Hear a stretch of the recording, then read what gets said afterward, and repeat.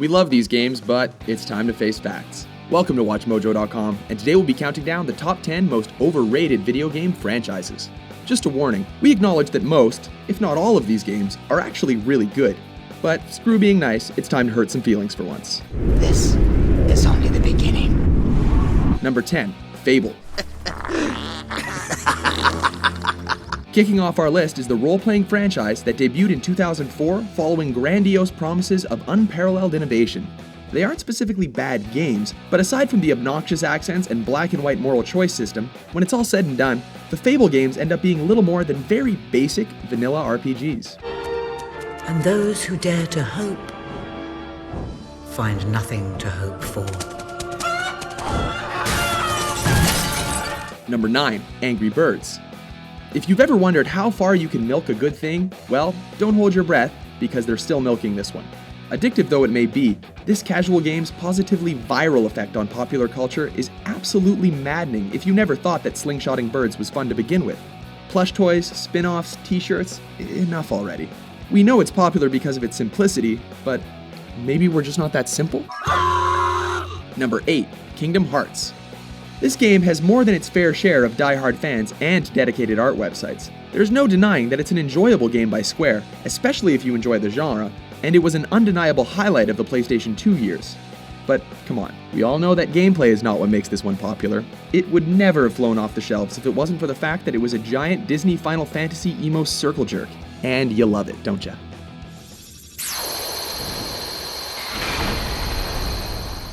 Number 7, Metal Gear Solid. Standing as a classic example of a game that hit something good and then could never really recapture the magic is Metal Gear Solid. Granted, the first one was innovative, but with each subsequent iteration, the Metal Gear Solid franchise has served more as a shining example of everything that's terrible in Japanese game design. Bizarre controls, overly complex plots, sterile, empty game environments, and oh, the interminable cutscenes. The list goes on. Exactly. Number 6, Grand Theft Auto. This is the controversial game series that not only popularized the sandbox genre, but did so through shock value, racism, carjacking, violence, and sex. Recent iterations have only really brought graphical upgrades to the table, while the novelty is diminished in the face of other sandbox games more willing to experiment and evolve.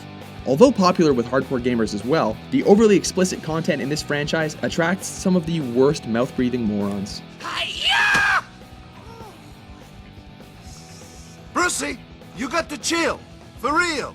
Number 5, Sonic the Hedgehog. This hedgehog was briefly considered cooler than Mario during the 16-bit wars, until people got tired of the marketing hype. After countless horrendous follow-ups to its classic installments, fans continue to elevate Sonic above his virtues. It's time to face facts. Even 16-bit Sonic was a one-trick pony that never fully delivered on his promise of speed without forcing the game to literally play itself.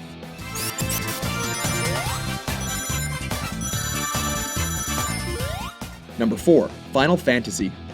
This other Square series peaked at number 7 and has somehow managed to ride a wave of nostalgia ever since. Moronic stories and ever-changing settings and characters are one thing, but what's most hilarious about this ailing franchise is how they keep trying to reinvent the turn-based combat that they were forced to use for the originals. Guys, I know that lining up your dudes and taking turns was all you could do in 1987, but we're over a decade into the new millennium. Stop trying to reinvent the wheel, we have jet planes now. Number 3, Assassin's Creed. There's no denying that Assassin's Creed alternate history open world packed with parkour isn't fun. However, the style over substance experience has never really introduced anything but small changes over the years, like setting and characters. The irony is that in game worlds that have 10,000 things to do, you frequently find yourself bored to tears. Oh, and the Desmond thing. Interesting, but ultimately, everyone's least favorite part. You're joking. Number 2, Halo. Oh, it's also epic. Halo has rightly gained its revolutionary status through stellar gunplay and fun online multiplayer. But Halo suffers from a bit of an identity crisis. All of the supporting media and advertisements make it look like a gritty war drama, and then you play something that's more akin to a Saturday morning cartoon.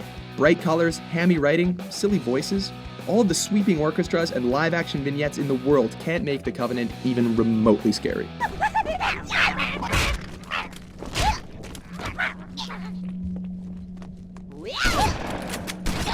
Number 1, Elder Scrolls.